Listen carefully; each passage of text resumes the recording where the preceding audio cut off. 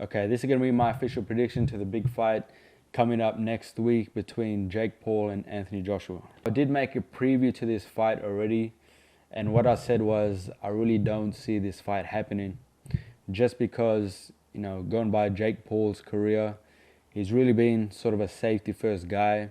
He really hasn't taken risks, even 50-50 risks with him losing. Apart from the Tommy Fury fight, and the only other time where he did have fights scheduled where I personally thought that he would lose, he ended up pulling out last minute.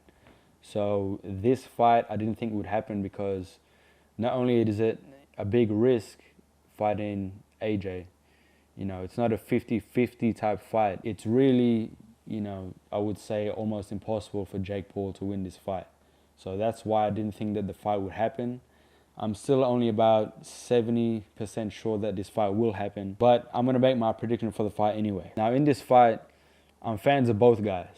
Jake Paul, he's the type of guy where you have to be a fan of, number one, his business mindset, the fact that he's a risk taker in life, and is that he's very successful. Just looking at his hard work and what he's achieved, I believe that anyone can achieve anything in life if they put their mind to it and they work hard. And obviously he's an example of someone that works hard and he's motivating. Now I don't really agree with some of his behavior. In the past he's been a bit wild, a bit crazy, but at the end of the day, you have to respect him because of what he's done. He stepped into the ring. He's already proved many people wrong in his life. Even before he started fighting, no one thought that he could even fight. So I am a fan of Jake Paul's as far as him being a risk taker, him being brave. Now, I'm also a big fan of Anthony Joshua. Now, Anthony Joshua, he's very flawed, I think, as a fighter, but I'm a fan of his because, and I think a lot of people are fans of his because of this reason. He's achieved a lot in the sport of boxing in a very short period of time. From the time he turned amateur and the time that he won his first world title, he is the type of guy that just went straight into the deep end. He started knocking everybody out early, got a world title fight against someone that, wasn't that experienced in Charles Martin, got the victory.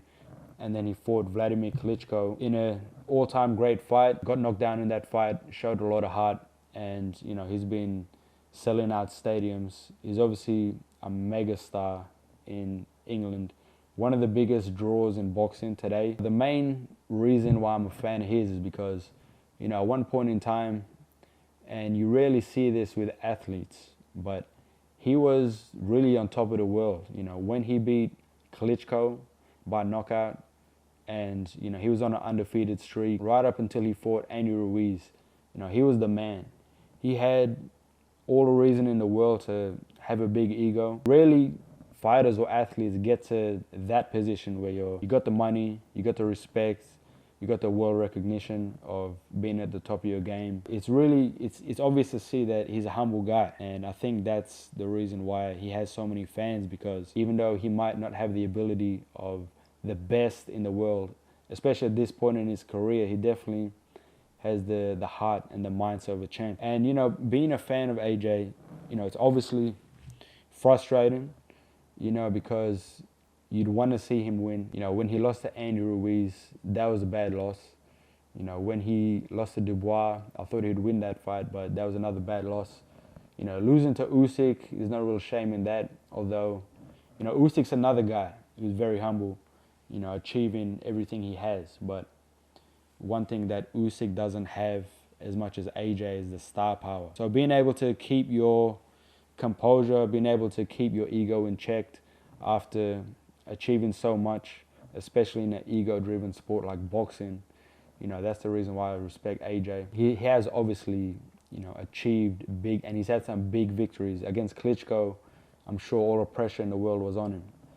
But I think that in some of his fights, I think maybe the pressure has got to him. I think he's mentally, I think he never fully recovered after the Ruiz fight.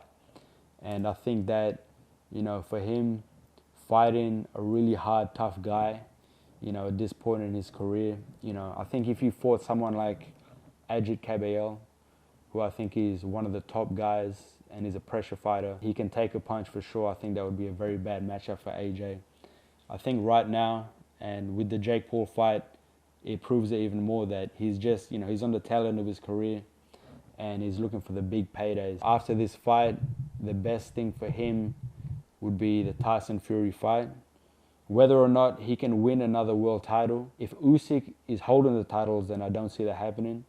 But if AJ were to fight someone like Fabio Woodley, who is the world champion now, I definitely think he can win that fight and technically become a 3-time world champion.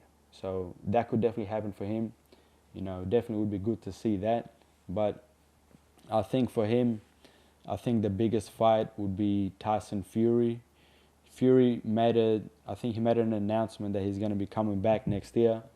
So, that to me, at this point in both their careers, I think that's a winnable fight for Anthony Joshua. I don't think Tyson Fury is the same fighter he was, and I don't think Anthony Joshua is the same fighter he was, but I definitely think that would be the biggest fight in boxing. I think AJ probably would get more money for that fight than the Jake Paul fight. But this video, I'm going to do a prediction for the Jake Paul and Anthony Joshua fight. Now, all the respect in the world for Jake Paul for taking this fight. I don't really know what he's thinking taking this fight. I think it's obviously the money, but I don't think there's any chance of Jake Paul winning or even looking good in this fight. AJ, like I said, he's not in his prime anymore, but he's definitely good enough, in my opinion, still to easily beat Jake Paul. I think looking at Jake Paul, if I'm going to put myself in his shoes, what I think he's going to try and do in this fight, Jake Paul, is I think that he's going to make Anthony Joshua come to him and he's going to make him walk into an overhand right. I saw a video online with Jake Paul sparring the guy that Anthony Joshua was going to fight in this comeback fight. Now, this guy, he's not very good. I don't know his name, but Jake Paul basically made this guy come to him and he walked him into an overhand right. I don't think Jake Paul has a chance against AJ with winning the Elite Exchange, the left hand. I think that Jake Paul's best chance in this fight is, obviously to hurt AJ, and it would be with the overhand right. And that would pretty much happen if AJ overcommits and Jake Paul lands flush on his chin. What I think is going to happen in this fight is the first time Anthony Joshua hits Jake Paul, I think he's going to hurt him. I think for maybe the first minute or so, Anthony Joshua is going to keep his distance and he's going to try and work the jab. And I do think that he might hurt Jake Paul with a stiff jab. Midway through the round or late in the round, I think Anthony Joshua is going to land a right hand, and I don't think Jake Paul is going to be able to take AJ's right hand.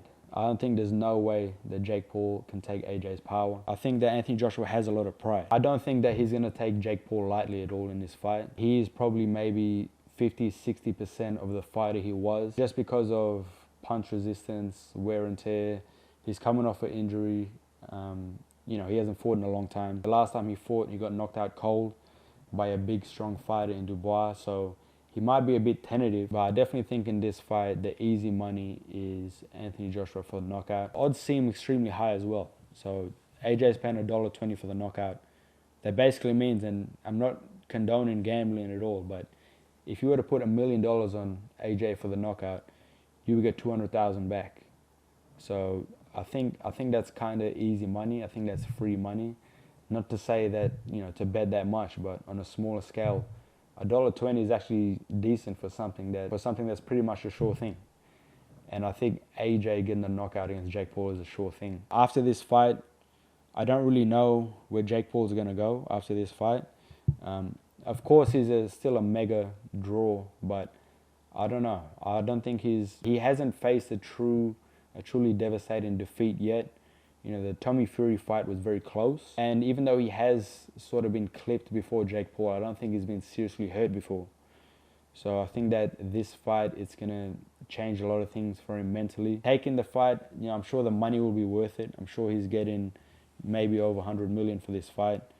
But what he's going to do afterwards, I don't know. I think that if it's a big KO by AJ, I think Jake Paul is going to take a break from boxing.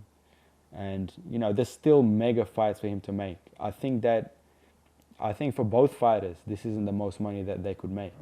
I think AJ could make more fighting Fury. I think Jake Paul could make more fighting KSI. possibly Andrew Tate. But yeah, I mean, my prediction for the fight is Anthony Joshua knockout. If the fight goes ahead, I hope the fight goes ahead, because that'll be another big fight that got cancelled that I was gonna place a bit of money on. But it is what it is. Both fighters are winners at the end of the day. But my prediction is AJ brutal knockout.